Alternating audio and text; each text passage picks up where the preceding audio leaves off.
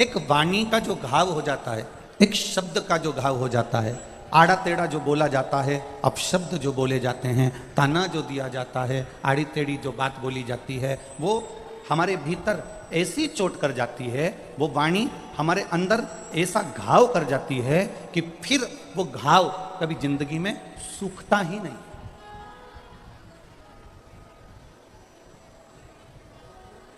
वो घाव पूरी जिंदगी में कभी नहीं सूखता।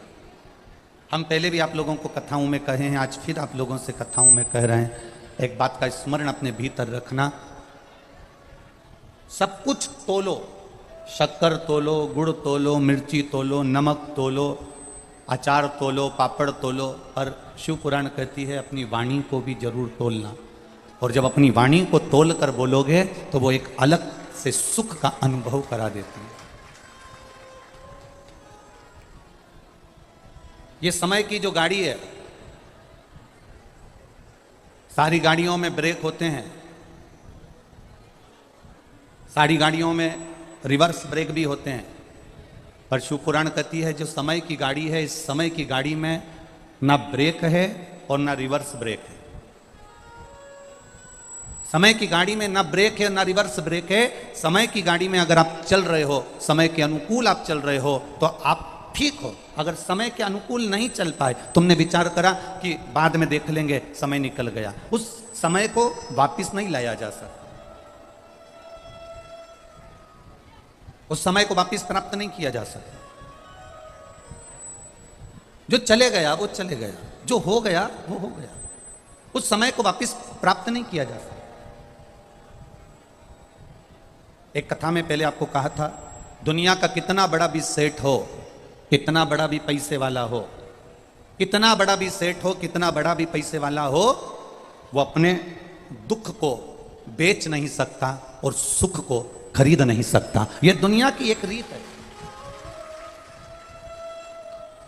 वो अपने दुख को बेच नहीं सकता। दुनिया का कितना बड़ा भी पैसे वाला होगा, वो दुख नहीं बेच सकता। उसके शरीर में अगर कष्ट हो गया, हाथ में अगर घाव हो गया, मुख में अगर तकलीफ हो गई, गले में तकलीफ हो गई, पाँव में तकलीफ हो गई, कमर में तकलीफ हो गई, हाथ पैर में कहीं तकलीफ हो गई, उसके परिवार में कोई तकलीफ हो गई, उसके घर में कोई कष्ट हो गया, कोई तकलीफ हो गई, दुनिया का कितना बड़ा भी सेठ होगा और दुनिया का कितना बड़ा भी धनपति होगा, वो अपने दुख को किसी को बेच नहीं सकता। अगर शरीर में पाँव में चोट लगी है और वो पड़ोसी से कह दे कि मैं तुझे 500 रुपये दूंगा, 10,000 रुपये दूंगा, मेरी बीमारी को तू ले ले।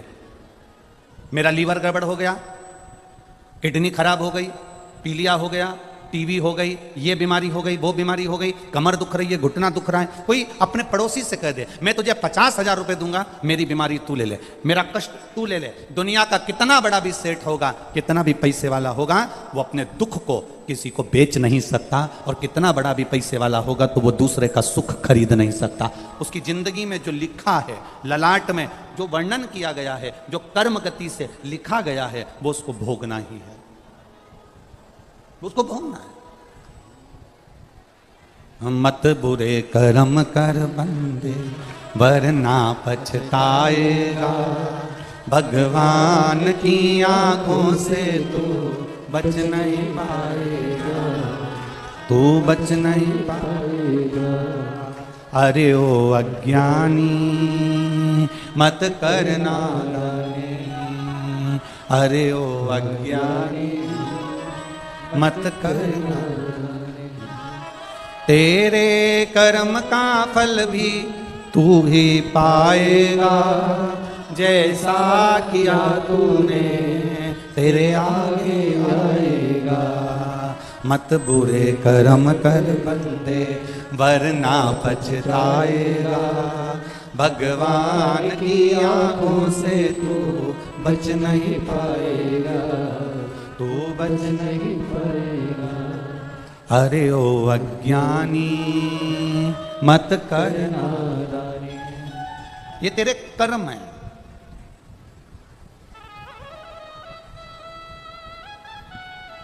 एक व्यक्ति ने एक प्रश्न किया यहीं पुष्कर जी में, एक व्यक्ति ने एक प्रश्न किया पुष्कर जी में कि गुरुदेव किस्मत वाला किसको कहते हैं? किस्मत वाला किसको कहते हैं? एक व्यक्ति ने प्रश्न किया।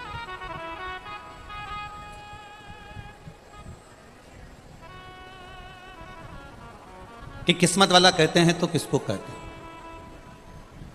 अब बहुत सारा जिसके पास धन होता है उसको किस्मत वाला कह देंगे क्या?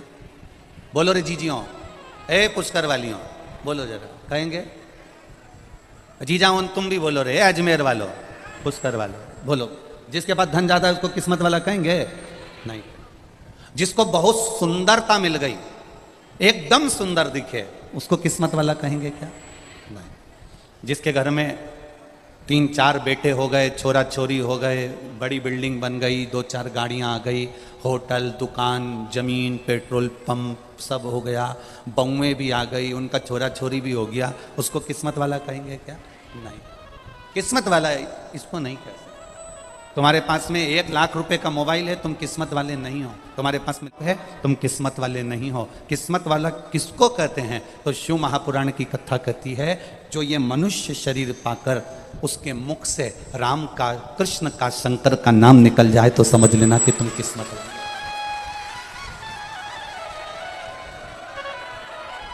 भाग्यशाली इसी को कहते हैं जो शिव नाम में डूबा है, जो शंकर की भक्ति में डूबा है।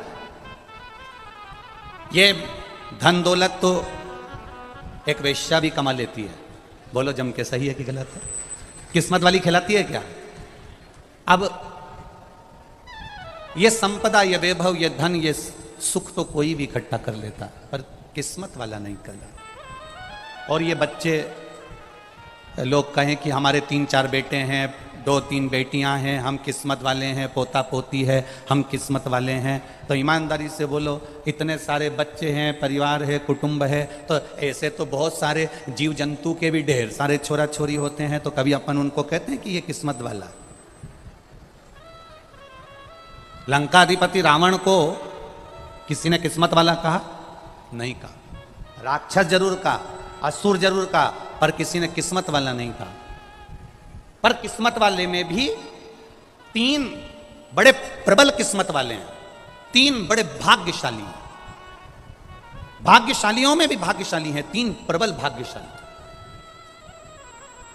पहला, दशरथ जी महाराज, जिनके घर में राम जन्मे। बोलो भाग्यशाली है कि नहीं? किस्मत वाले हैं कि नहीं? राम जिनके घर में जन्मे, किस्मत। दूसरे नंबर पर भीष्म पितामह, जिन्होंने भगवान कृष्ण का बचपन से लेकर जवानी तक का दर्शन करा। बोलो भीष्म पितामह किस्मत वाले हैं कि नहीं? बचपन से लेकर जवानी तक भगवान कृष्ण का दर्शन कर रहे हैं, वो भीष्म पितामह भी किस्मत वाले हैं। और तीसरे नंबर पर है गिद्धराज जटायु, जो अपने प्राणों को त्यागा तो राम जी की गोद में त्यागा। किस्मत वाला है कि नहीं? बोलो बोलो, जम के बोलो, है ना? अब दशरथ जी के घर में राम जन्मे, किस्मत वाले हैं। भीष्म पितामह ने भगवान कृष्ण का दर्शन किया, किस्मत वाले हैं।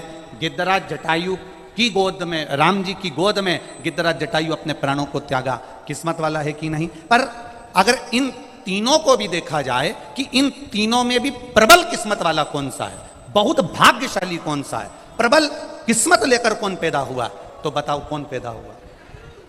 गिद्धराज जटायु।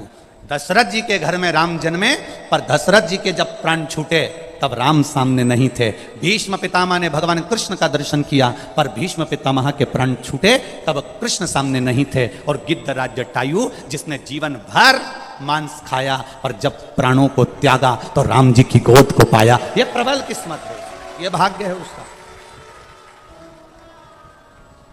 गिद्धराज जटायु की कथा कहती है, बचपन गया जाने दो, जवानी गई जाने दो, अधेड़ी गई जाने दो, पर बुढ़ापा बिगड़ने मत।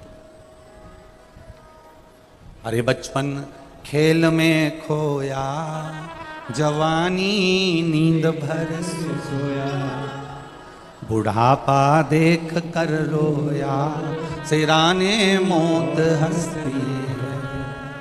गया बचपन, जाने दो। जवानी गई, जाने दो। अधेड़ी गई, जाने दो, पर बुढ़ापा मत बिगड़ने दो। दशरथ जी के घर में राम जन्मे, पर दशरथ जी से ज्यादा किस्मत वाले भीष्म पितामह ने भगवान कृष्ण का दर्शन किया, पर उनसे भी ज्यादा किस्मत वाले गिद्धराज जटायु हैं, जिन्होंने राम जी की गोद में अपने प्राणों को त्याग दिया। किस्मत इसी को कहते हैं, जब अंत समय आवे तो मेरा राम, मेरा शंकर, मेरा कृष्ण तुम्हारे सामने खड़ा हो। बस यही जीवन का एक और अंत समय प्रभु आना पड़ेगा। आप लोगों को आता है ना? जरा जम के बोलो जरा, अंत समय प्रभु आना पड़ेगा, वचन दिया तो निभा, आए ना आए प्रभु कुटुम कभी, अंत समय प्रभु और वचन दिया तो निभा। हाँ, अंत समय प्रभु, ये अंत समय की घड़ी है। अंत समय परमात्मा का दीदार हो जाए, अंत समय परमात्मा की भक्ति हो जाए। अभी क्या चल रहा है? सावन। हमने पहले कथाओं में कहा, आप लोगों ने स्मरण में रखा होगा, 12 महीने शंकर जी को 1 लोटा जल चढ़ाओ, पर सावन के महीने में शंकर जी को जम जम के बोलो जरा, 2 लोटा जल चढ़ाओ। शिव जी को 2 लोटा जल।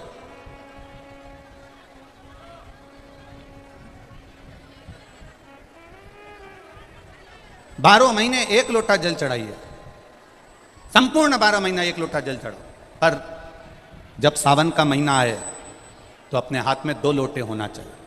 भले 1 लोटे के ऊपर दूसरा लोटा रख के लेके जाओ, मंदिर में जाओ, अंदर पहुंच जाओ, दोनों लोटों को हाथ में ले और दोनों की धार एक साथ मेरे देव अधिदेव महादेव को समर्पित करो।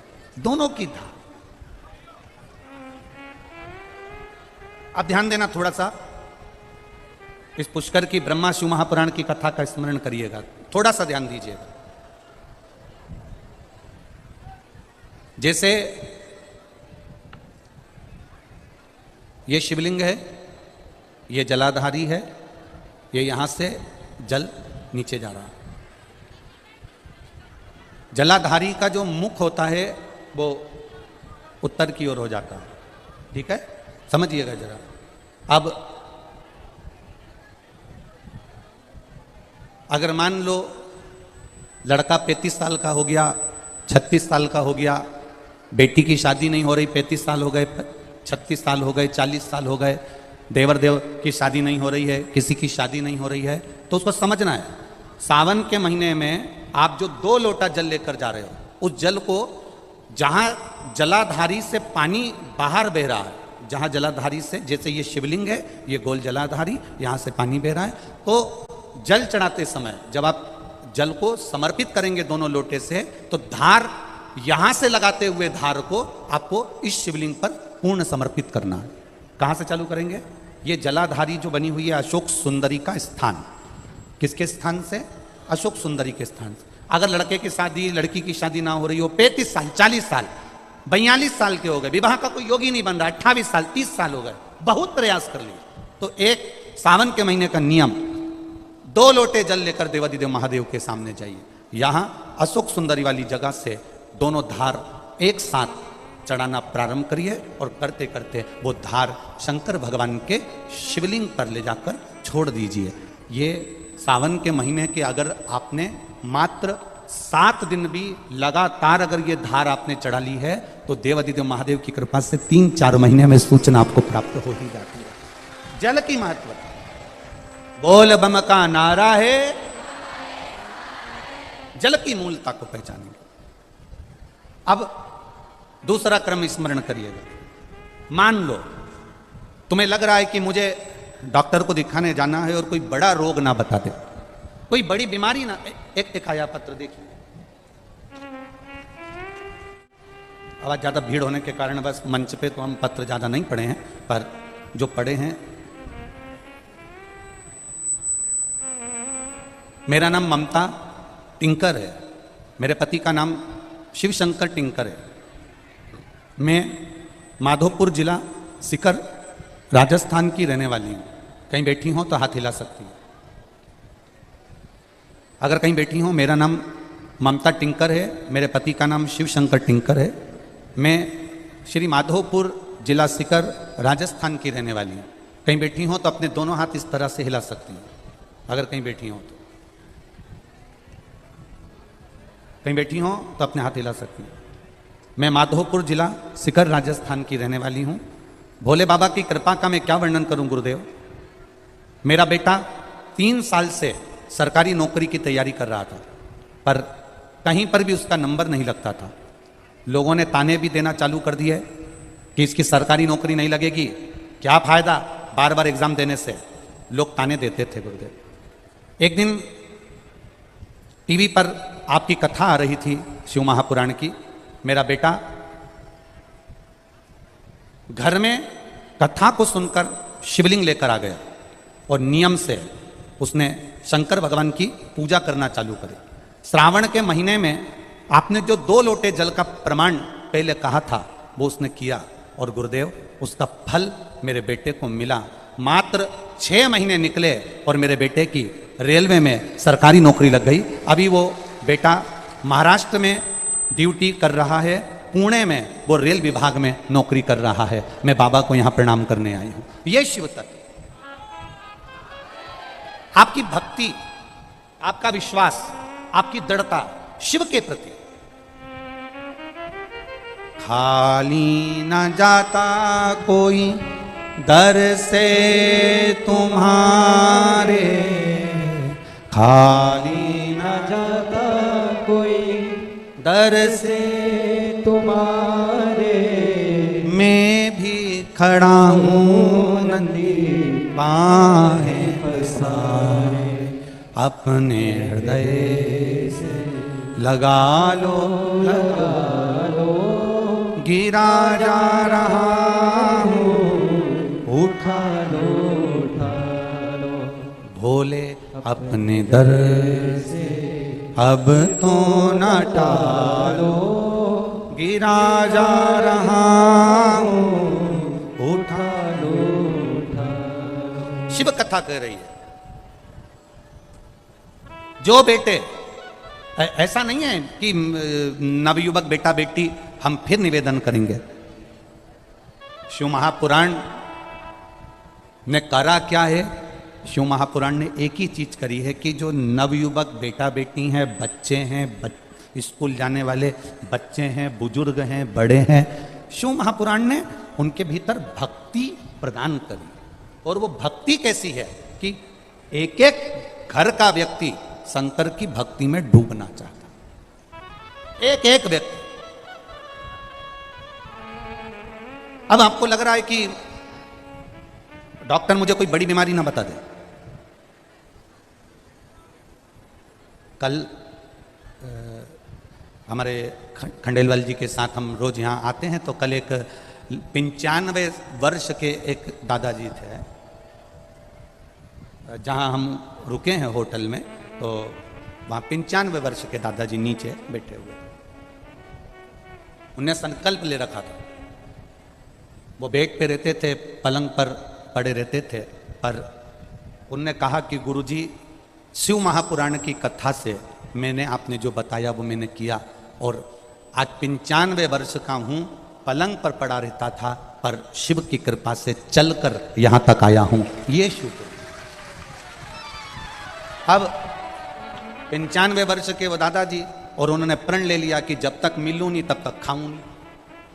अब बड़ी विडंबना वाली बात। अब इतने में ये अमित जी खंडेलवाल जी बोले, गुरुजी हम जैसे नीचे आए तो कहा ये दादाजी 95 वर्ष की इनकी आयु है और बड़े नियम लेकर बैठे हैं, आप एक बार इनसे मिल। हमने कहा इतनी देर कर दी मिलने में, अगर आपने नियम लिया था तो सूचना देते, हम खुद ऊपर से तुम्हारे घर ही पहुंच जाते। आप बोलते तो सही, भाव है आपका, हृदय चित्त है आपका, दिल है आपका। अब कहां 95 वर्ष की आयु? अब वो 95 वर्ष की आयु वाले, और इतना भाव, इतना भाव शिव के प्रति, शंकर ओघड़ी के प्रति, शिव भक्ति के प्रति। यहां सियोर वाले महाराज के प्रति भाव नहीं है, यहां शंकर के प्रति भाव है। ये आप जो कथा सुनने आए हो, ये सियोर वाले महाराज के लिए नहीं आए हो, आप शंकर की कथा को सुनने के लिए आए हो। आप अपने दिल में शिव को बिठाने के लिए आए हो। शंकर, देखो कभी कभी ऐसा होता है कि घर का जो व्यक्ति होता है ना, उसके मन में भी घर के व्यक्ति के प्रति भावपूर्ण नहीं हो पाता। पत्नी करवा चौथ पे भले चांद देख ले और चलनी में पति का मुंह देख ले, पर रोज लड़ते लड़ते तो मुंह से कह देती है तुम्हारा मुंडा नहीं देखूं जाऊं मैं तुल्ला, लड़ते लड़ते कह देती है। भले वो करवा चौथ के दिन चलनी में मुंह देख रहे हैं और लड़ते लड़ते उसके शब्द निकल हो जा। कभी कभी घर का व्यक्ति भी पूर्ण संकल्पित नहीं हो पाता। एक चरित्र आता है, एक बार कैलाश धाम पर सभा लगी थी। भगवान ब्रह्मा, इंद्र, वायुदेव, जलदेव, गरुण देव, वरुण देव और 33 कोटि देवी देवता कैलाश पर बैठे थे।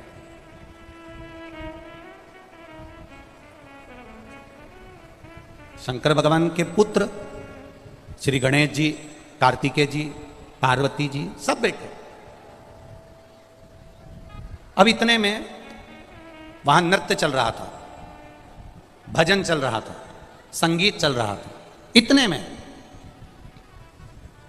कार्तिकेय जी उठ के खड़े हो गए। षडानंद कार्तिकेय उठ के खड़े हो गए तो शंकर भगवान ने ब्रह्मा जी की ओर देखा कि ये कार्तिकेय उठकर क्यों खड़े हुए, आखिर कारण क्या हुआ, क्या ऐसा कि ये कार्तिकेय उठ के खड़े हो गए।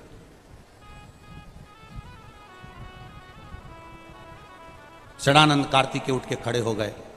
शंकर भगवान ब्रह्मा जी को देख रहे हैं, शिव जी ब्रह्मा जी को देख रहे हैं। तब ब्रह्मा जी ने भगवान शंकर की ओर देखकर कहा, आपके पुत्र ये षडानंद कार्तिकेय हैं, ये मेरे पास पढ़ने के लिए आए, विद्या अध्ययन करने के लिए आए। मैं इनको षडानंद कार्तिकेय को मैंने विद्या का अध्ययन कराया। पर कार्तिकेय जी के मन में मैंने विद्या का अध्ययन करा दिया और अध्ययन कराने के बाद में कार्तिकेय जी मेरे पास में मेरा हाथ पकड़कर खींचकर मुझसे बोलते हैं, मुझे ओम का अर्थ बताइए। ब्रह्मा जी के शब्द सुनिएगा जरा। पुष्कर राज की धरा पर बैठकर अपने ब्रह्मा शिव पुराण की कथा सुन रहे हैं, उनकी एक एक शब्द का स्मरण करिएगा। ब्रह्मा जी ने कहा, षडानंद कार्तिकेय, थोड़ा डीले कम करो बाबू। ब्रह्मा जी बोलते हैं कि षडानंद कार्तिकेय जी ने मेरा हाथ पकड़ा और हाथ पकड़कर ब्रह्मा जी कहते हैं, खींच कर बोला कि मुझे ओम का अर्थ बताइए।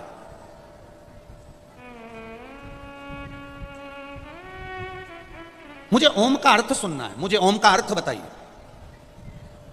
अब जब भगवान शंकर से कहा, भरी सभा लगी है, भरी सभा, 33 कोटि देवता बैठे हैं और ब्रह्मा जी कह रहे हैं कि ये कार्तिकेय जो खड़ा है सभा के अंदर, आपका पुत्र कार्तिकेय जो खड़ा है, इसने मेरा हाथ पकड़कर कहा कि मुझे ओम का अर्थ बताइए। तब मैंने कार्तिकेय से कहा, सुनो कार्तिकेय, अभी तुम कुछ पढ़ लिख लो, फिर मैं ओम का अर्थ बताऊंगा। इसके बाद मैं ओम का अर्थ बताऊंगा। षडानंद कार्तिकेय जब नहीं माने तो 12 सहस्त्र व्याकरण के बराबर मैंने ओम का अर्थ कार्तिकेय जी को समझाया। 12 सहस्त्र व्याकरण के बराबर मैंने कार्तिकेय जी को ओम का अर्थ समझाया। और 12 सहस्त्र व्याकरण के एक एक काव्य से मैंने षडानंद कार्तिकेय जी को समझा दिया। उसके बाद भी षडानंद कार्तिकेय जी के मन को यह ना भाया और षडानंद कार्तिकेय जी ने फिर मेरा हाथ पकड़ा और हाथ पकड़कर कहा, ये ओम का अर्थ है, ये ओम का अर्थ है। षडानंद कार्तिकेय जी के मुख से निकल गया, ओम का अर्थ तो शायद मेरे पिता को भी स्मरण में नहीं होगा। जरा ध्यान देना शब्द पर।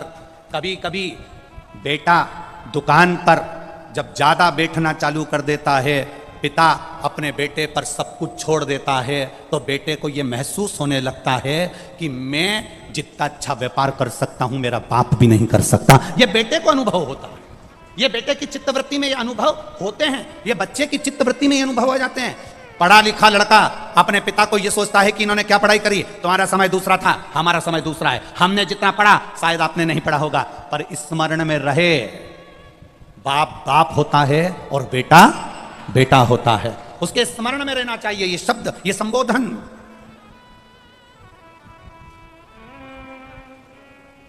ब्रह्मा जी के चार मुख, ब्रह्मा जी के चारों मुख और चार मुख से ब्रह्मा जी नयनों से अश्रु बहा रहे हैं, आंसू। कभी ब्रह्मा रोया है क्या?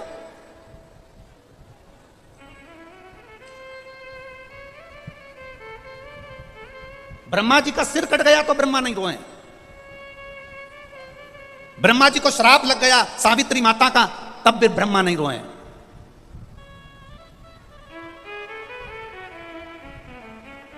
ब्रह्मा के शीश से बट का वृक्ष बन गया, ब्रह्मा के रक्त से कर्मनाशा नदी बह गई, ब्रह्मा नहीं रोए हैं। पर आज भरी सभा है, सब बैठे हैं और ब्रह्मा के चार मुख के नेत्रों से अश्रु बह रहा, आंसू, क्योंकि वो जगत का पिता है, सृष्टि का रचना करता है। एक पिता की दशा एक पिता जानता है। बेटा तो कह दिया कि ओम का अर्थ शायद मेरे पिता भी स्मरण नहीं कर पाते होंगे। एक लड़का अगर मैं बेटों से निवेदन करूंगा, पिता वो दौलत है जो चले जाता है ना तो समझ लेना कि तुम्हारी तिजोरी का खजाना लुट गया। पिता वो दौलत है, पिता वो जायदाद है। अपने पिता को कभी यह मत बताने की कोशिश करना कि तुमसे ज्यादा विद्वान मैं हूं। अपने पिता को कभी यह बताने की कोशिश मत करना कि तुमसे अच्छी दुकान में चला लेता हूं। अपने पिता को कभी यह बताने का प्रयास मत करना कि तुमसे अच्छी नौकरी में कर रहा हूं। अपने पिता को यह कभी बताने का प्रयास मत करना कि तुम जितना नहीं कमाए उससे दुगना मैंने कमाकर गाड़ी खरीदी, बंगला खरीदा, यह बनाया, जेवर बनाया, यह करा, वो करा। अपने पिता को कभी यह मत बताना कि मैं जितना कर सकता हूं उतना तुमने नहीं करा, क्योंकि पिता की बराबरी तुम कभी नहीं कर सकते। क्योंकि पिता पिता होता है, उसने अपना पूरा जीवन जो कमाया वो तेरी विद्या में लगाया, जो कमाया तेरी पढ़ाई में लगाया, जो कमाया तुझे अव्वल बनाने में लगा दिया। खुद दुकान पर भूखा रह रहकर शुगर की बीमारी कर ली, टिफिन आता था नहीं खाता था।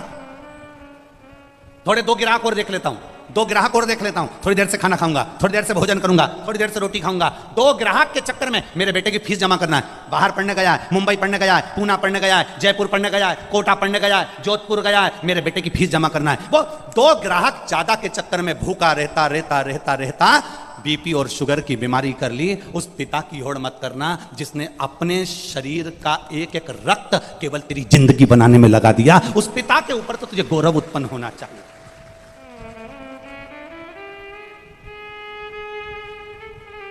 बड़ा दुख होता है जब किसी के मोबाइल पर हम स्टेटस पर देखते हैं ना और वो लिखते हैं माय वाइफ माय लाइफ। बड़ा दुख होता है जब किसी के मोबाइल के स्टेटस पर देखा जाता है कि माय वाइफ माय लाइफ। तुम्हारे लाइफ बनाने में तुम्हारी वाइफ ने क्या क्या करा एक बार पत्र में लिख के तो भेज भेरू, मैं तो इंतजार में बैठा हूं।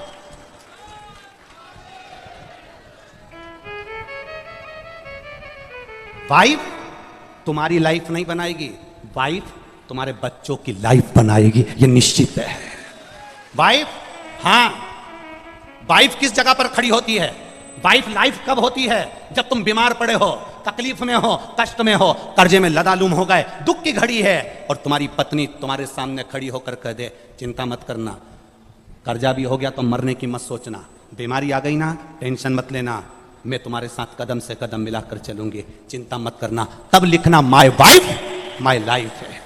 ये मुझे ज्ञान दे रही है, ये मुझे समझा रही है, ये मुझे ज्ञान का स्मरण करा रही है। और नहीं तो अपने मोबाइल पर लिखना चाहिए my father my mother my life, मेरा पिता और मेरी माँ ही मेरी लाइफ है, जिसने मेरी जिंदगी बनाई है।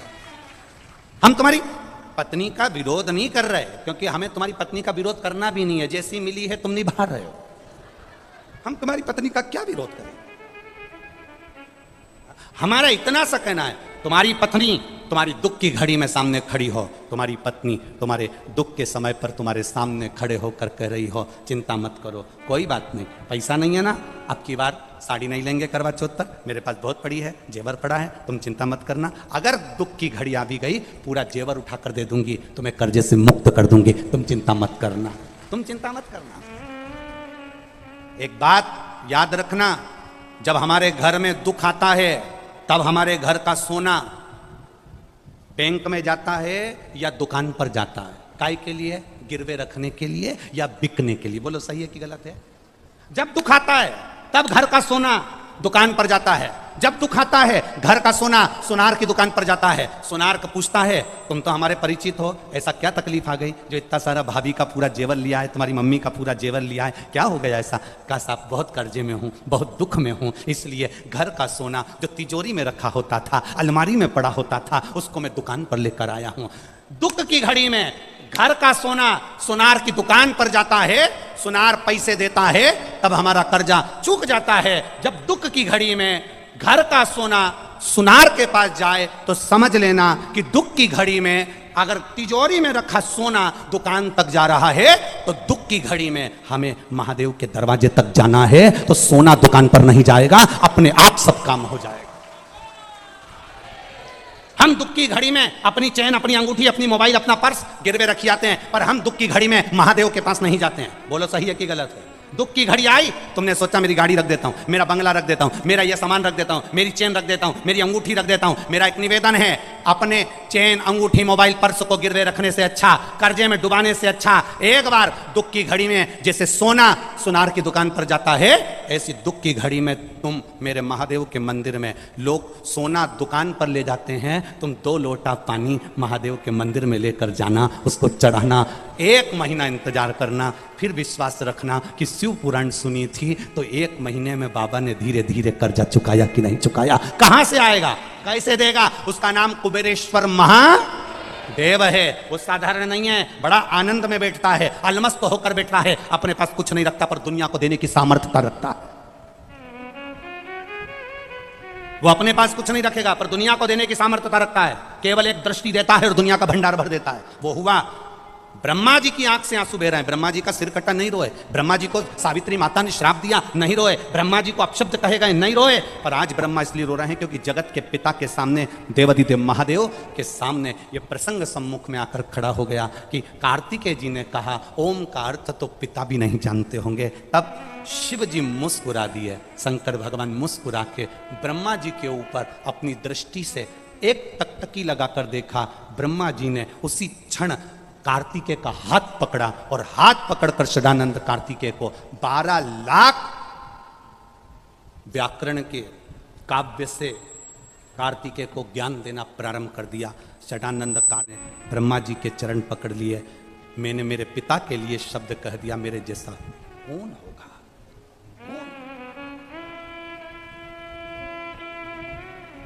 बेटा विद्वान, खूब विद्वान बनो, तुम कलेक्टर बनो, एसपी बनो, डीएसपी बनो, एसडीएम बनो, तुम डॉक्टर बनो, कमिश्नर बनो, सीए बनो, तुम्हारी मर्जी पड़े वो बनो, तुम जो बनना चाहते हो वो सब बनो। मेरा महादेव तुम्हें तुम्हारी ऊंचाई तक लेकर जाए, पर तुम्हारी ऊंचाई के चक्कर में तुम अपने माता पिता का अपमान मत कर देना, तुम अपने रिश्तेदारों का अपमान मत कर देना, तुम किसी को छोटा मत समझ लेना, तुम किसी को एक साधारण सा मत समझ लेना, तुम उसका आदर करना मत भूल जाना, क्योंकि पिता पिता होता है, उसकी जागीर दिल से होती है, दिल से। वो धन दे कि ना दे पर मन बहुत देता है, मन बहुत देता है। बेटी बेटा जब तक पिता है, जब तक माँ है, तब तक लोग कहते हैं मायका। मायका का मतलब क्या होता है? माय जहां निवास करे, पिता जहां निवास करे, उसको क्या कहते हैं? जम के बोलो जरा, मायका। वो मायका जहां माता पिता रहे, निवास कर। जितनी माताएं बैठी है ना, जितनी माताएं बैठी है, जितनी बेटियां बैठी हैं ना, जितनी बहुएं बैठी हैं, जितनी भले 70 साल उम्र हो गई, 60 साल हो गई, चाहे 50 साल हो गई, पर तुम सब जितनी बैठे हो और जितने आस्था चैनल पर सुन रहे हो, जितने फेसबुक यूट्यूब पर सुन रहे हो ना, तुम सबको अपने पिता का अहंकार जरूर होता है, ये निश्चित है। और पिता का अहंकार हर एक व्यक्ति को होना चाहिए। तुरंत कह देना चाहिए, टेंशन मत लो, मेरे पिता जब तक हैं मुझे चिंता नहीं है। मेरा बाबुल है ना, वो संभाल लेता है, मेरा पिता है ना, वो संभाल लेता है। पिता जागीर है, पिता जागीर।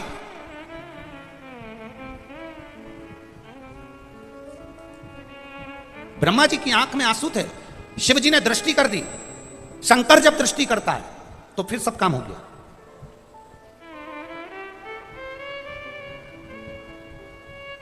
अब मेरे महादेव ने षडानंद कार्तिकेय से प्रश्न किया। अभी तक कार्तिकेय ने क्या कहा था कि ओम का अर्थ शिव भी नहीं जान सकते। जब ब्रह्मा जी के सामने 12 लाख व्याकरण काव्य के अर्थ से ओम का अर्थ समझा दिया ब्रह्मा जी ने, अब भगवान शिव ने षडानंद कार्तिकेय से कहा कि ओम के, अब तुमने सब समझ लिया ना, तो अब बताओ ओम के कितने अर्थ हैं?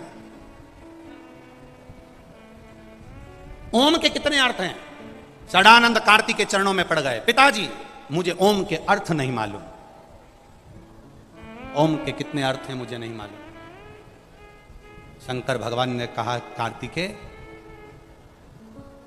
कौटि कौटि जन्म व्यक्ति ले ले, हजारों हजारों जन्म व्यक्ति ले ले, सतयुग, त्रेता, द्वापर, कलयुग, फिर सतयुग, फिर त्रेता, फिर द्वापर, फिर कलयुग, फिर सतयुग, ऐसे ना जाने कितने युग निकल जाते हैं, तो भी दुनिया के लोग ना ओम को जान पाते हैं, ना शिव को पहचान पाते हैं। वो शिव है कौन? पत्रकार बंधु जब हमारे पास में आते हैं तो प्रश्न करते हैं, आप शिव को कितना जानते हो? पत्रकार बंधु जब हमारे पास में आते हैं, कई बार पत्रकार वार्ताओं में यह प्रश्न छिड़ता है, आप शंकर को कितना जानते हो, आप शिव को कितना जानते हो? हमारा एक ही उसका उत्तर रहता है कि हम शिव को नहीं जानते, बिल्कुल नहीं जानते, क्योंकि ये शरीर मनुष्य का है, ये शंकर को कैसे जान सकता है? पर इतना जरूर जानते हैं, हम शंकर को नहीं जानते, पर शंकर अपने जीव को जरूर जानता होगा, बस इतना जरूर जानते।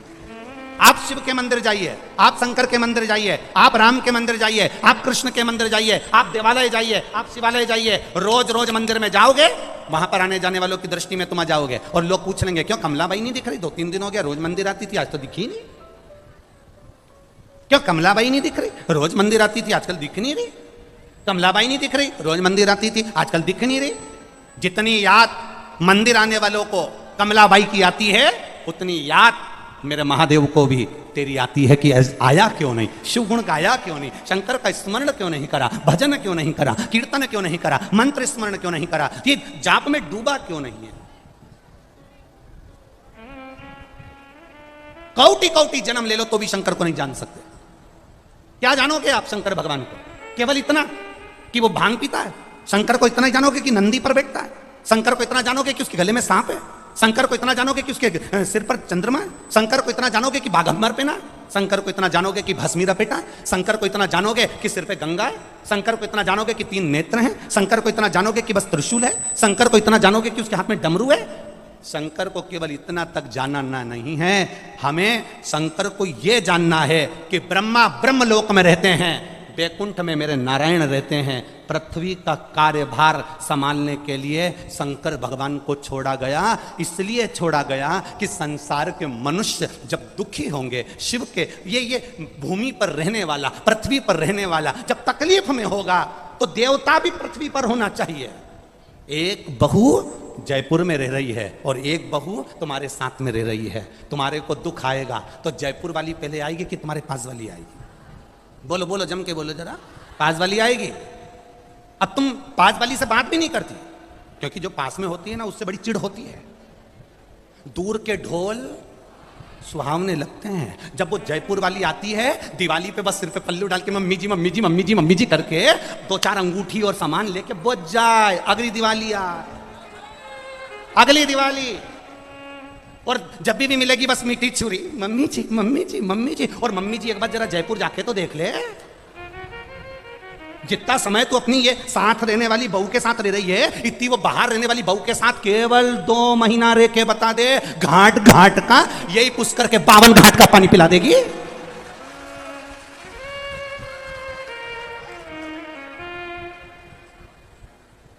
रोज भेरू और भैरवी में लड़ाई होगी। आ गई तुम्हारी मम्मी, तुम ही रख लो, आ गई तुम्हारी मम्मी। अब मैं अच्छे से कपड़े भी नहीं पहन सकती, बिना जा सकती, आ गई तुम्हारी मम्मी। अब रोज भगवान से प्रार्थना करेगी, भोलेनाथ ये पुष्कर कब जाएगी। जो साथ में रह रही है वो थोड़ी अपशब्द बोल सकती है, जो साथ में रह रही है वो ताना दे सकती है, जो साथ में रह रही है वो थोड़ा अपशब्द बोल देगी, जो साथ में रह रही है वो झगड़ा कर लेगी, जो साथ में रह रही है वो तुमसे आड़ा टेढ़ा बोल सकती है, क्योंकि साथ रह रही है। जो साथ रहती है वो तुमसे अपशब्द बोल सकती है, ताना दे सकती है, गाली दे सकती है, अपशब्द बोल सकती है। पर जब तुमको दुख आएगा तो वो जयपुर वाली बात में तुम्हारी पास वाली जिससे तुमने झगड़ा करा वो आके खड़ी हो जाएगी। बस खड़ी भी हो गई ना और कुछ नहीं करे, 2 बार बेटों को फोन ही लगा दे कि तुम्हारी मम्मी की तबीयत खराब हो गई, और बेटे बस इतना ही कर देगी ना तो ही तुम पार हो गए, समझ लो, इतना ही। अब हम आस लगा के बैठे हैं, दूर के ढोल वो 4 दिन की चांदनी वारे पुष्कर वालो। तुम्हें सारी कहावत याद है? गजब, बहुत बढ़िया। 4 दिन की चांदनी, फिर वापिस अब वो आई और चली गई। उतने दिन में वो अब मम्मी को लगा उसके बराबर मेरी कोई बहू नहीं, इतनी बढ़िया है, इतनी बढ़िया है, इतनी बढ़िया है, इतनी बढ़िया है। उसका दिन भर गुणगान करे, और जो साथ में रहे तेरी चाय बनाए, रोटी बनाए, तेरा काम करे, ने झाड़ू लगाए, ने पोछा लगाए हैं, और आए गए के चाय पिला रही, रोज काम कर रही, उसका कहीं नहीं, बस वो मेरी बहुत बढ़िया, बहुत बढ़िया, बहुत बढ़िया। ये भी झाड़ू लगाती लगाती बोली रुक जा डोकरी, तो रुक जा।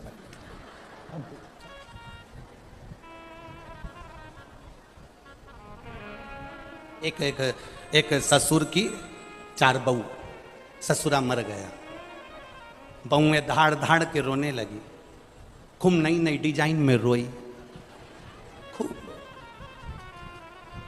जब कोई मरता है ना तो बहुएं बहुत अच्छी अच्छी डिजाइन में रोती हैं, इतना इतना पल्लू डाल के, आंख में आंसू भर के, अम्मा हमें छोड़ के चली गई, मेरे को भी ले जाती, मेरे को भी ले जाती। इतने में पति बाजू में कोनी मार के बोला अम्मा क्या गाड़ी लेके गई, चुप, मेरे को भी ले जाती, मेरे को भी ले जाती, चुप। फिर इसने डिजाइन चेंज करी, यार जो रोड पड़, अब वो जो रोई रब के,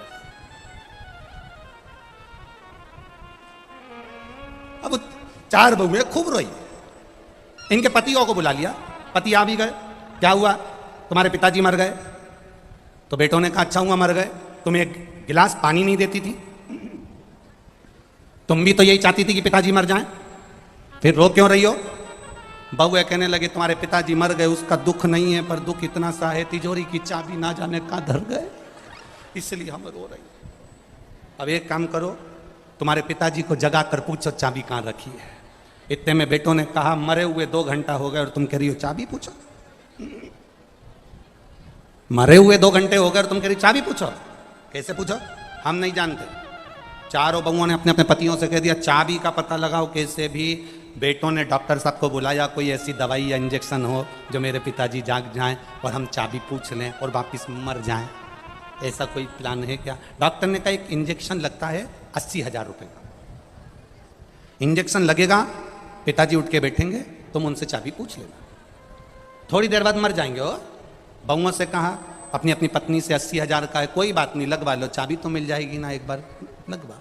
पैसा कहाँ से आएगा, बहुओं ने कहा अपनी अपनी रकम बेची आए, 20-20 हज़ार में रकम बेच के आ गई, 80,000 रुपये दे दिए। डॉक्टर ने इंजेक्शन तैयार करा कि खड़ी हो जाओ सब, जैसे ही ससुर जागे वैसे पूछ लेना चाबी कहाँ रखी है, वापिस मर जाएगा हो। और इन्होंने जो इंजेक्शन लगाया, ससुर उठ के बैठा, बहुएं पूछती उससे पहले ससुर ने पूछ लिया क्यों री ये बछड़े के पानी पिलाया कि नहीं पिलाया, और मर गया,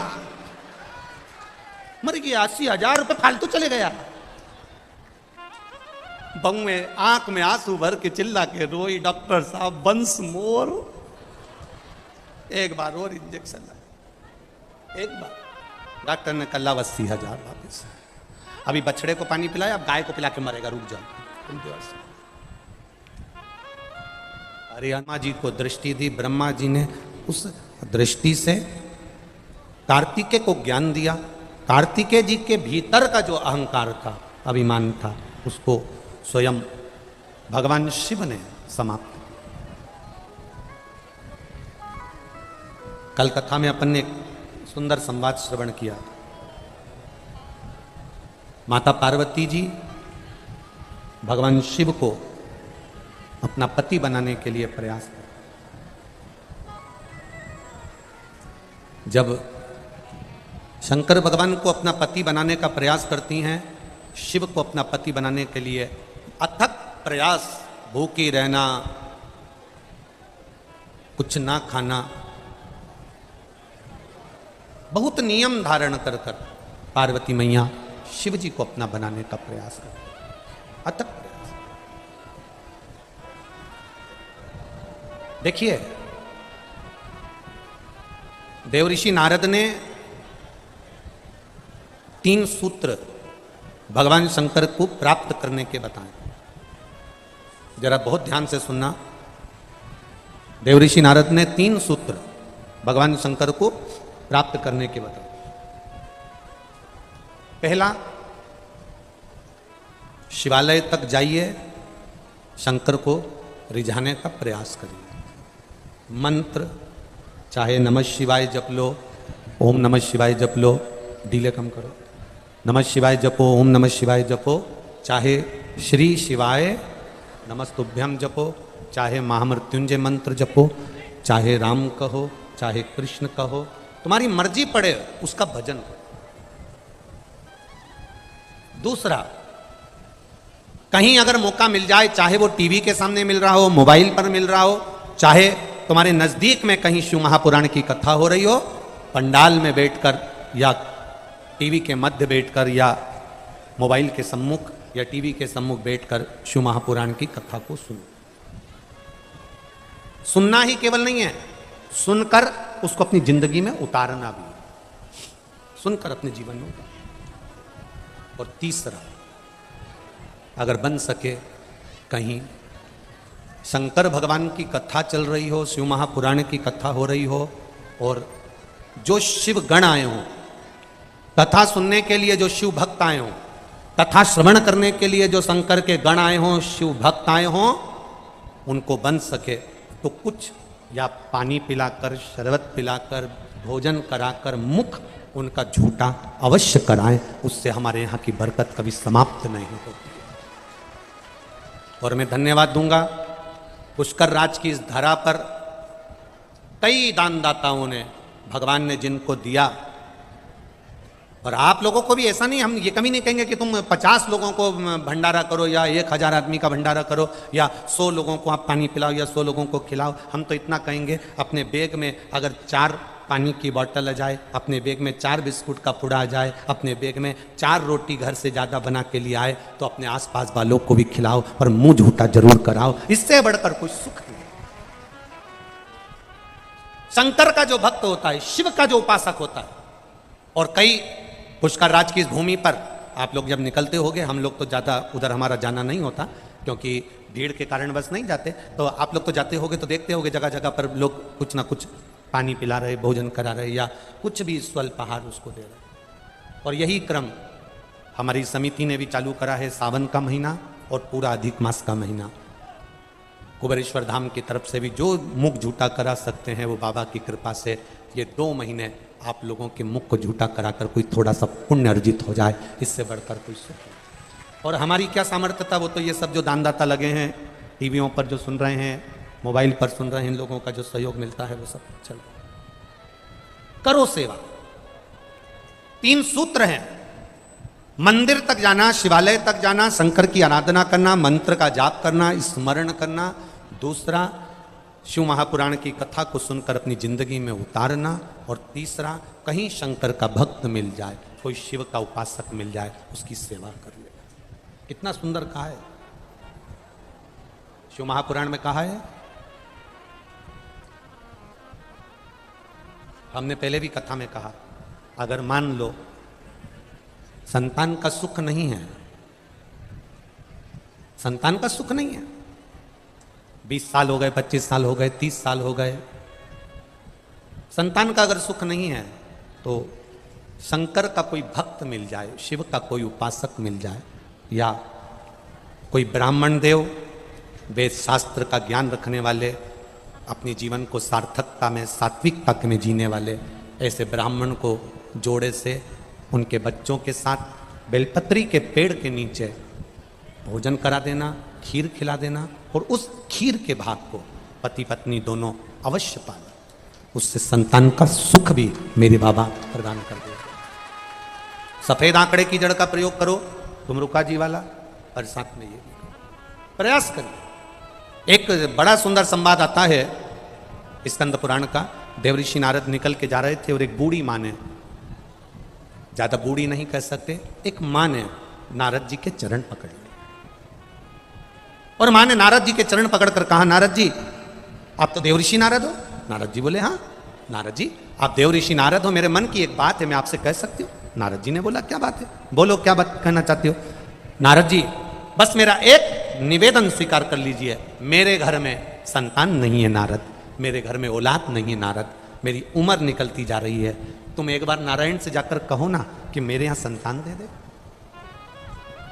मां ने नारद जी के चरण पकड़ लिए। नारद जी ने कहा, मैं पूछ के आऊंगा भगवान से कि आपके यहां संतान कब होगी। नारद जी श्रीमन नारायण करते करते करते करते बैकुंठ पहुंच गए। नारद जी जब बैकुंठ में गए, भगवान नारायण विश्राम कर रहे थे, लक्ष्मी जी चरण दबा रही थी, लक्ष्मी जी की दृष्टि नारद जी पे पड़ गई। जैसे ही लक्ष्मी माता की दृष्टि पड़ी, भगवान नारायण भी उठकर बैठे, देवऋषि नारद को देखकर आदर करा, सम्मान करा। बोलिए नारद जी कैसे आना हुआ? नारद जी बोलते हैं, आज तुम एक पृथ्वी पर मृत्यु लोक में एक माँ है, उसके घर में संतान नहीं है, बस उसके लिए आपके पास आया हूं। उस माँ ने कहा, मेरे यहां संतान कब होगी, आप भगवान से पूछ कर बताना। इतने में नारायण ने ध्यान लगाकर देखा कि कौन माँ ने प्रश्न किया, और नारायण ने कह दिया, इसके यहां संतान का सुख 7 जन्म तक नहीं है, इसके यहां औलाद नहीं हो सकती, इसके यहां संतान नहीं है, इसके यहां औलाद नहीं है।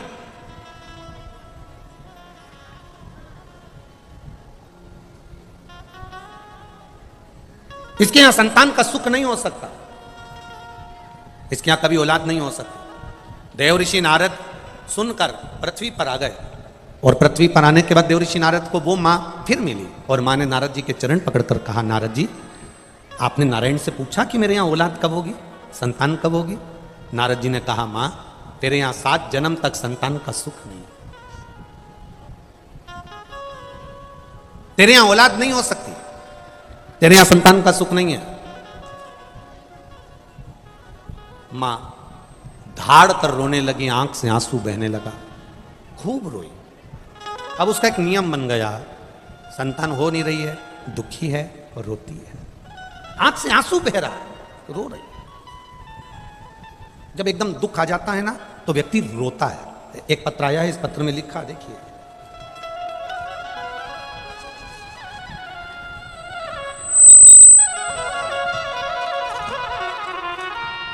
मैं ज्योति सोनी निवासी बड़ा महुआ, सही है, बड़ा महुआ जिला भीलवाड़ा की रहने वाली हूँ। कहीं बैठी हैं ज्योति सोनी? आप ही हैं? दोनों हाथ ऐसे हिला दो एक बार, हाँ ऐसे हिला दो। मैं ज्योति सोनी निवासी बड़ा महुआ जिला भीलवाड़ा की रहने वाली हूँ गुरुदेव। श्री शिवाय नमस्तुभ्यम। एक लोटे जल और एक बेलपत्र का मैं क्या वर्णन करूँ। हमारे ससुर जी को कैंसर हो गया, सभी डॉक्टरों ने ऑपरेशन का कहा, तब हम उनको सब जगह दिखा कर ले आए और ऑपरेशन का कह दिया। ससुर जी की उम्र भी थी गुरुदेव, अगर ऑपरेशन कराते हैं तो डॉक्टर का कहना है कि ठीक हो ना हो। कई थेरेपी का बताया, कीमो का बताया, तब किसी ने कहा कि सीहोर वाला महाराज कथा करता है, एक बार सुनो। हमने कथा सुनी, उसमें रुद्राक्ष का विवरण आपने कर दिया कि सीहोर का जो रुद्राक्ष होता है वो औषधि का काम करता है। मेरे पति ने सोचा कि हम सीहोर जाएंगे और वहां से रुद्राक्ष लेकर आएंगे। हम लोग सीहोर पहुंचे, वहां से रुद्राक्ष लिया, कंकर शंकर की पूजन कर कर एक कंकर भी उठा लाए। भोले बाबा का क्या वर्णन करें गुरुदेव। रुद्राक्ष का जल शिव को चढ़ाते, लाते, ससुर जी को पिलाते, पानी शंकर का देते, बेलपत्र देते। बाबा का हम क्या गुणगान करें। दूसरी बार हम जब ऑपरेशन के लिए जांच कराने के लिए गए, और बाबा की कृपा का हम क्या वर्णन करें गुरुदेव, 7 दिन ही मात्र हुए थे, आप पत्र में पढ़ सकते हो। 7 दिन बाद उन्हें हॉस्पिटल में ले गए और कई डॉक्टरों ने उनकी फिर जांच करी, और डॉक्टरों ने, जिन सारे डॉक्टरों ने कहा था कैंसर है, उनकी सारी जांच नॉर्मल आ गई और कैंसर समाप्त हो गया। इसलिए मैं यहां प्रणाम करने के लिए, ये पत्र है। बेटा ठीक है, ससुर जी ठीक है, बैठिए। हर हर महादेव। शिव तत्व इसी को कहते, शिव की भक्ति इसी को कहते, शंकर का गुणगान इसी को कहते।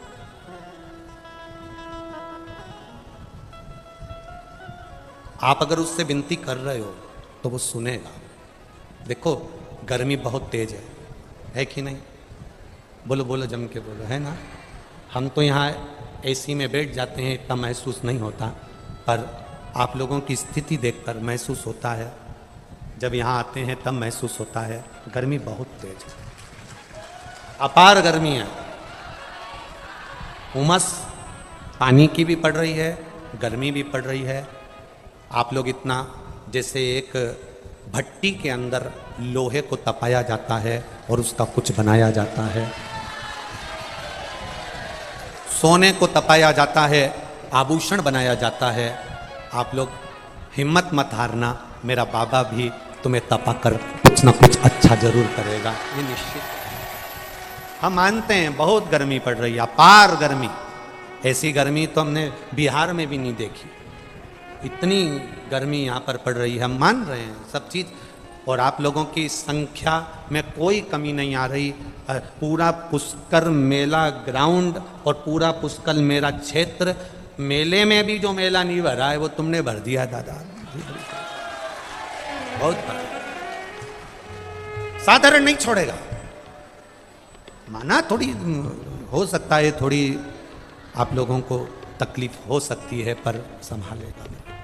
बोल बम का नारा है, बाबा एक संभाल, वो संभालेगा। आप हिम्मत मत हारो, आए हो ना, हिम्मत नहीं।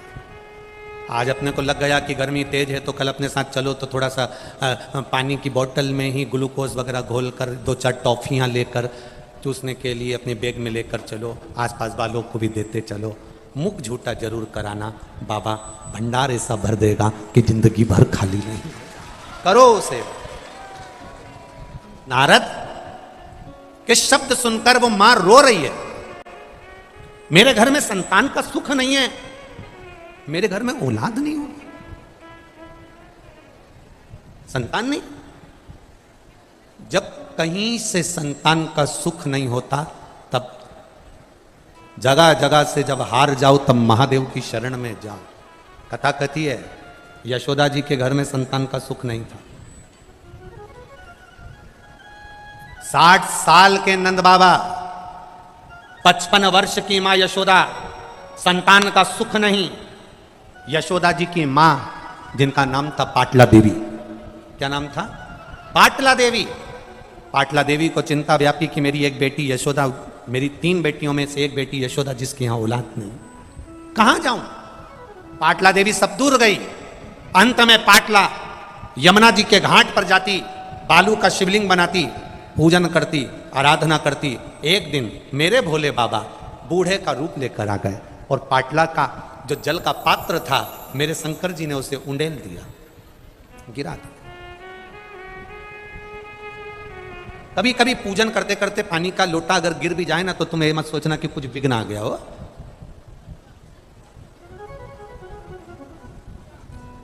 शुभ मुहूर्त देखकर घर से चलो ना चलो, चलेगा, पर शंकर जी का मुख देखकर चल दो तो मुहूर्त भी शुभ हो जाता है।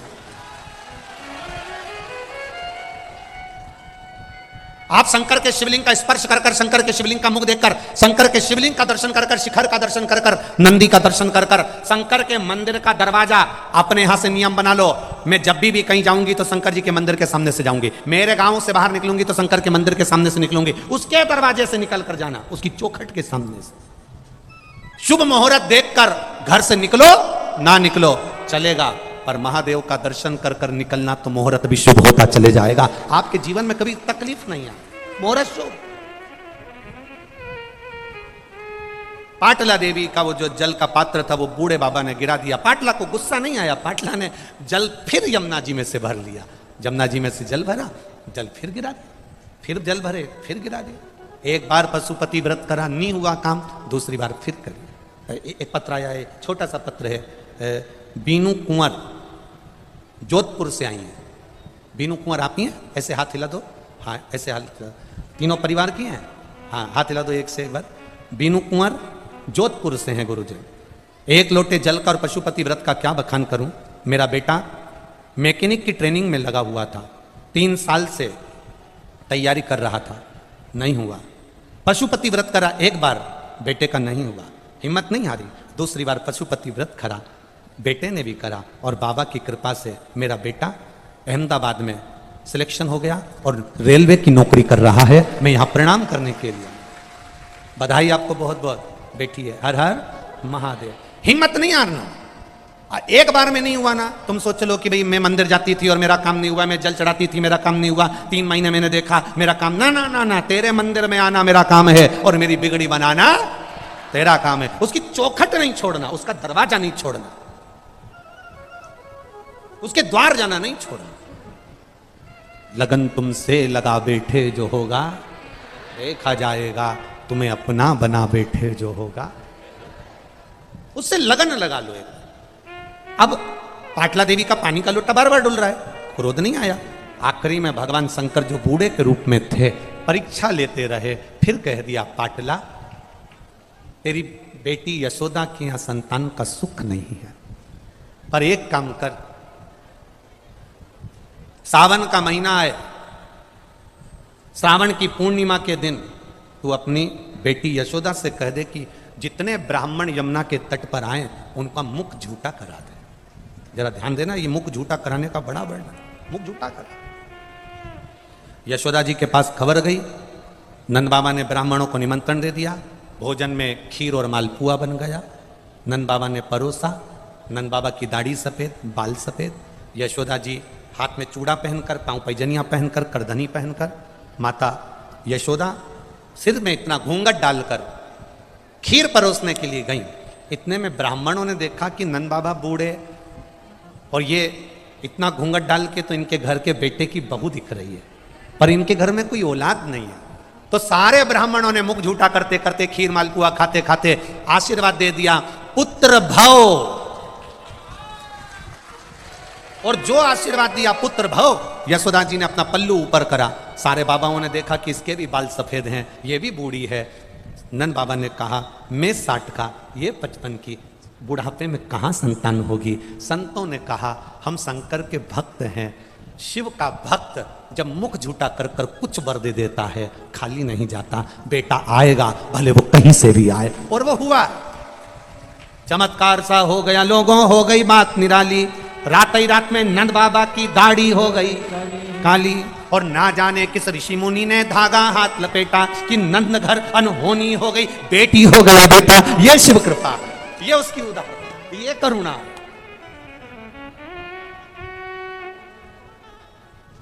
तो हम क्यों चिंता करें? अब यहां चिंता का विषय है ना, बूढ़ी माँ रो रही है, मेरे घर में औलाद नहीं है, मेरे घर में संतान नहीं है। अब बाबा तो बाबा, बाबा तो बाबा,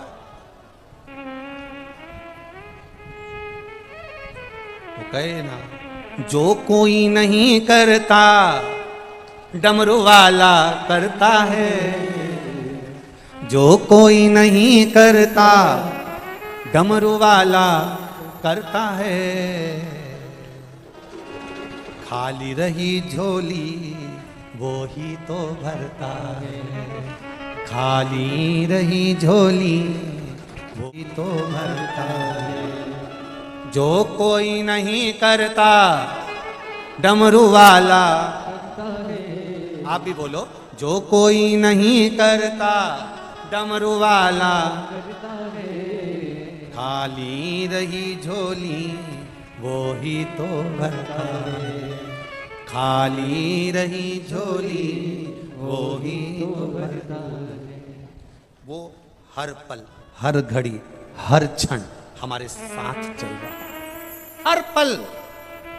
बिलक पड़ी बूढ़ी मां। आ गया बाबा, 4 संत आए, भस्म रमाकर, जटाजूट बांधकर, अलग जगाते हुए उस गांव में आ गए और गांव में आकर चिल्ला कर कहने लगे, बहुत भूख लगी है मां, बहुत भूख लगी है, आज कुछ दे दीजिए, भूख लग रही है, कुछ दे दीजिए मां। अब कई बार मांगने वालों से चिढ़ आने लगती है। बोलो सही है कि गलत? कई बार मांगने वालों से चिढ़ाने लगती है। आपसे निवेदन है, आप 1 रुपया भी किसी को मत दो, हम नहीं कहेंगे कि तुम दो, आप तो अपनी 4 व्हीलर गाड़ी में थोड़े से बिस्कुट के पैकेट रख लो या 4 रोटी ज़्यादा बना के पेपर में लपेट के रख लो। कोई भूखा है ना, उसको रुपये की जगह आप वो देकर आगे बढ़ जाना, वो जीवन का एक सुख प्रदान कर जाएगा। हम नहीं कहेंगे कि तुम करोड़ों का धन प्रदान करो।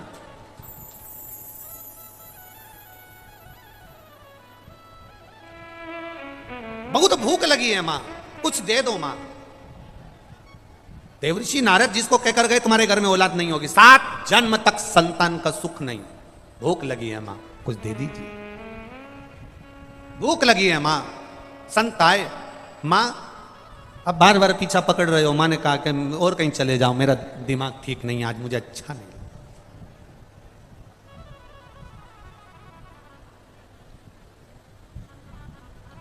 भिखारी को देखकर,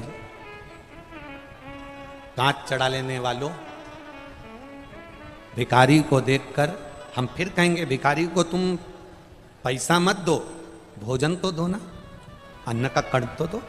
भिखारी को देखकर कांच चढ़ाने लेने वाले थोड़ा ध्यान देना, जिस दिन तुम मेरे भोले बाबा के पास मांगने जाओगे और उसने भी कांच चढ़ा लिया तो फिर कहां जाओगे?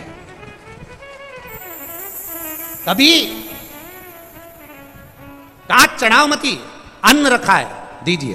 बिस्कुट का पुड़ा रखा है, दे दीजिए। एक टॉफी पास में रखी है, दे दीजिए। गुड़ की डली पास में रखी है, दे दीजिए। मिश्री का टुकड़ा पास में रखा है, दे दीजिए, ये लीजिए, ये प्रदान कर।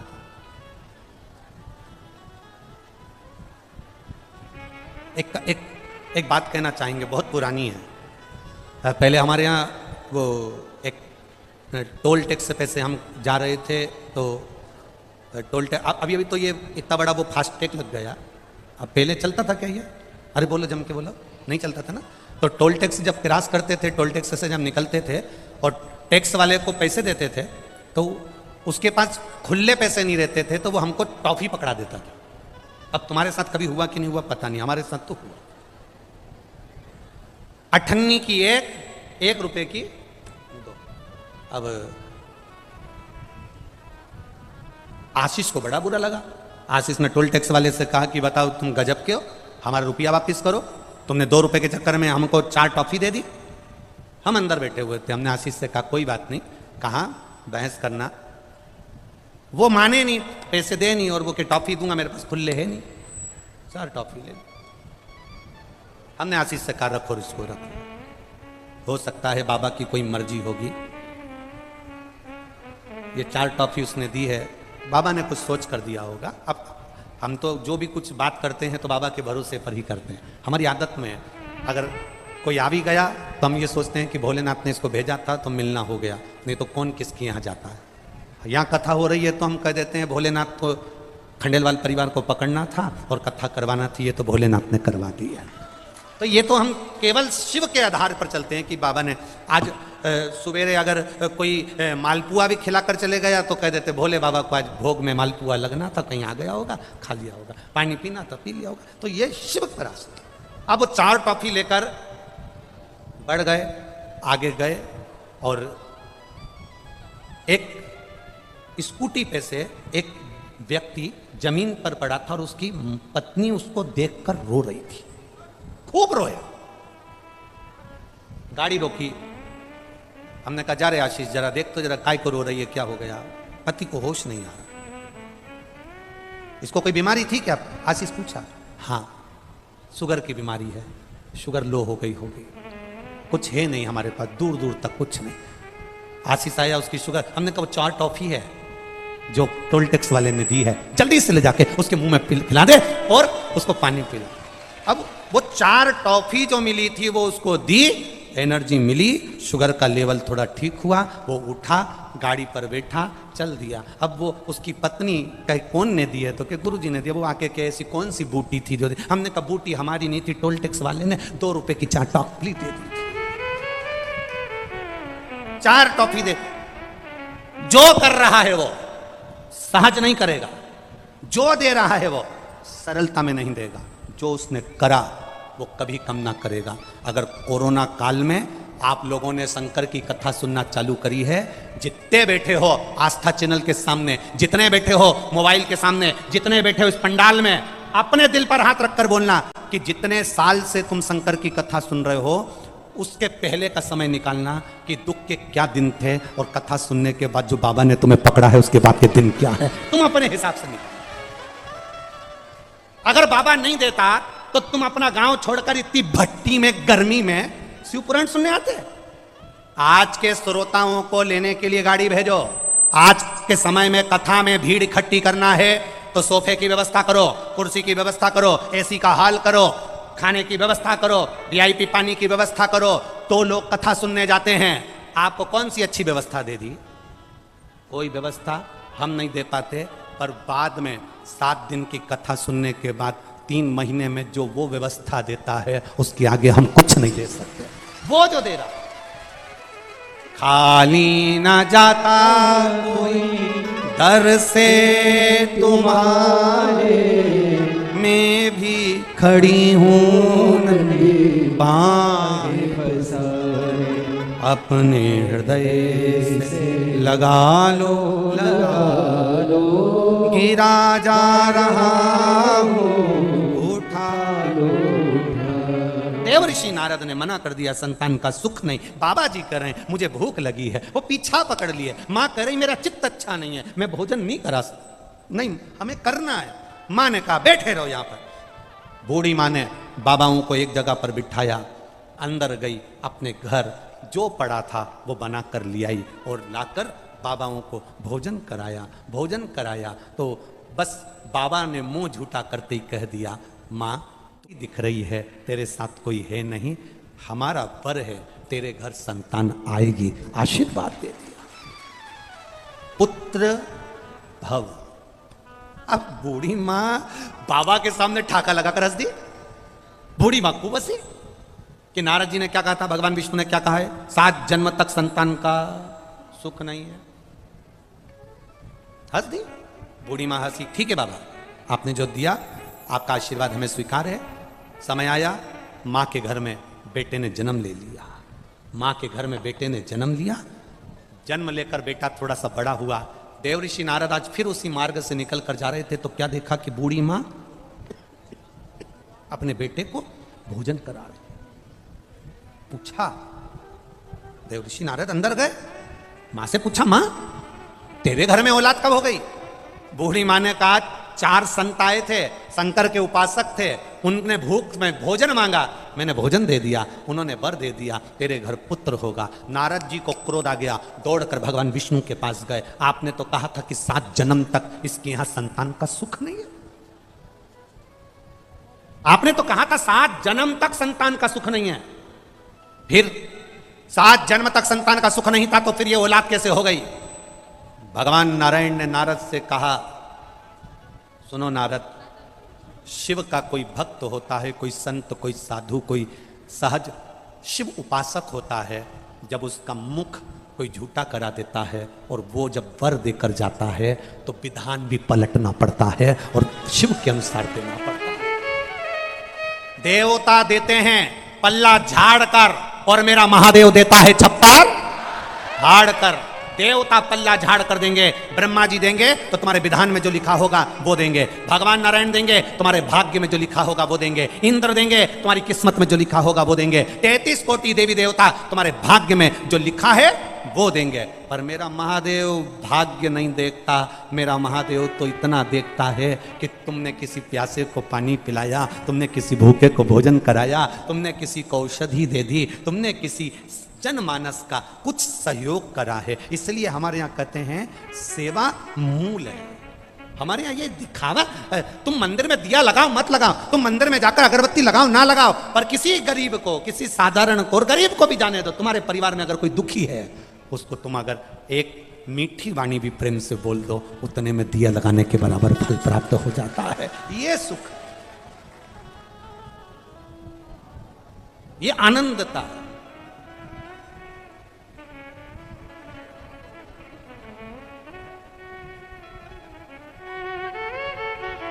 और इससे बढ़कर कोई सुख नहीं।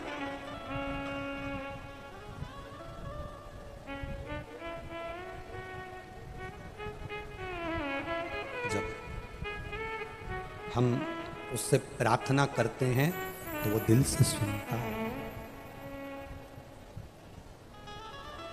तेरे दरबार की बाबा निराली शान देखी, तेरे दरबार की बाबा निराली शान देखी है, तुझे देते नहीं देखा झोली भरी देखी है, तुझे देते नहीं देखा झोली भरी देखी है, मुख दुनिया मोड़ेगी बाबा तू मुखड़ाना मोड़,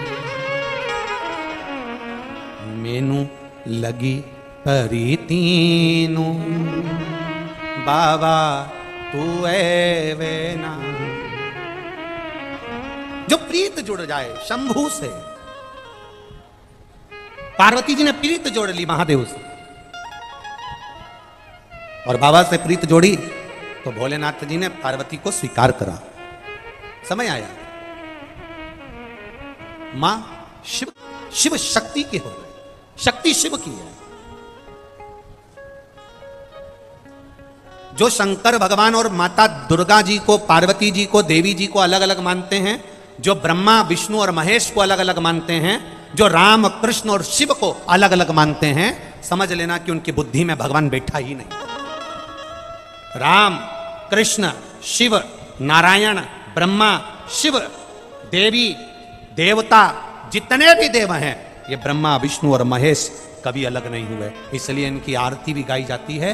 सारे देवताओं की आरती में केवल एक देवता का नाम होता है, पर शंकर जी की आरती में ब्रह्मा विष्णु सदा जानत अविवेका, प्रणवाक्षर के मध्य ओम अक्षर के मध्य यह तीनों एका।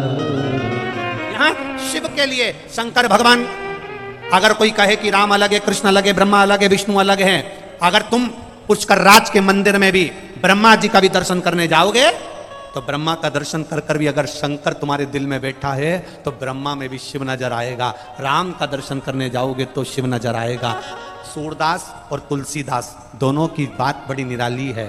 सूरदास जी कृष्ण को मानते हैं और तुलसीदास राम जी को मानते हैं।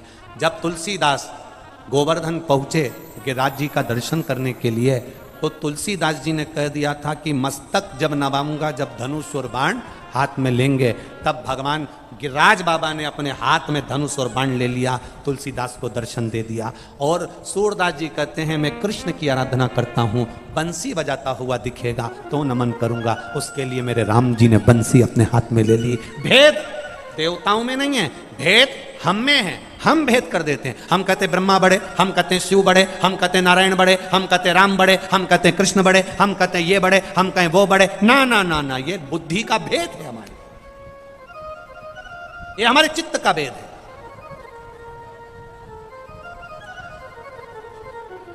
आप इस भेद से दूर हो जाओ। शिव शक्ति एक है। आप अगर दुर्गा जी की भजन कर रहे हो तो समझ लो शंकर जी का भजन कर रहे हो। आप शंकर जी का भजन कर रहे हो तो समझ लो दुर्गा जी का भजन कर रहे हो, आप राम जी का भजन कर रहे हो तो समझ लो शिव जी का भजन कर रहे हो, आप कृष्ण का भजन कर रहे हो तो समझ लो शिव जी का भजन कर रहे हो, कोई अंतर नहीं है।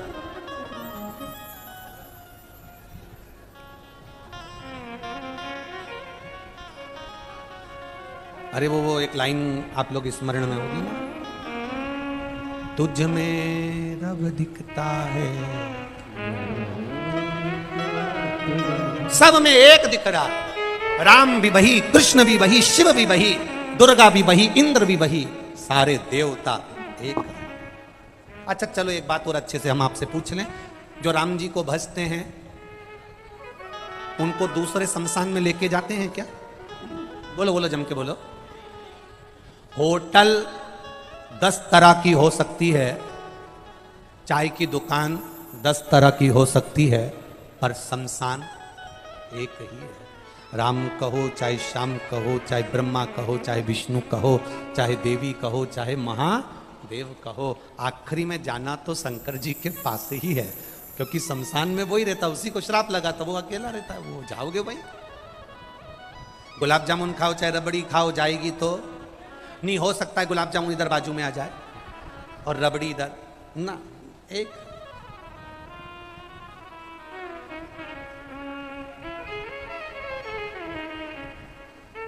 सब देने वाला वो त्रिकालदर्शी मां पार्वती जी के शरीर से, उपटन से गणेश जी महाराज का प्रागट्य हो गया। श्री गणेश जी महाराज पधार रहे हैं, जोरदार ताली बजाकर स्वागत करिए। आओ भक्ति से, आनंद से। आप पूरे पुष्कर वालों को, अजमेर वालों को, आसपास के सारे भक्तों को मौका मिला है शंकर के भक्तों की सेवा करने का। 12 तारीख से ये कथा 11 को समापन हो जाएगी, 12 तारीख से अलवर में चालू हो जाएगी। अलवर के आसपास क्षेत्रवासियों से निवेदन है, 1 बजे से 4 बजे तक कथा चलेगी। शंकर के भक्तों की दिल से सेवा करिए। ये धन, ये दौलत, ये संपदा सब अलमारी में पड़ी रह जाएगी, पर जो तुमने दान किया, पुण्य किया, वो आनंद पाएगा। कुबेरेश्वर धाम विठले सेवा समिति के द्वारा भी भंडारा दिन में चलता है, कथा तक चलता है, और जो लोग टीवी चैनल के माध्यम से जुड़े हैं वो भी अपना सहयोग समिति को कर सकते हैं, जिससे ये 2 महीना लगातार आपके द्वारा भंडारा निरंतर चलता रहे। बड़े भाव के साथ आज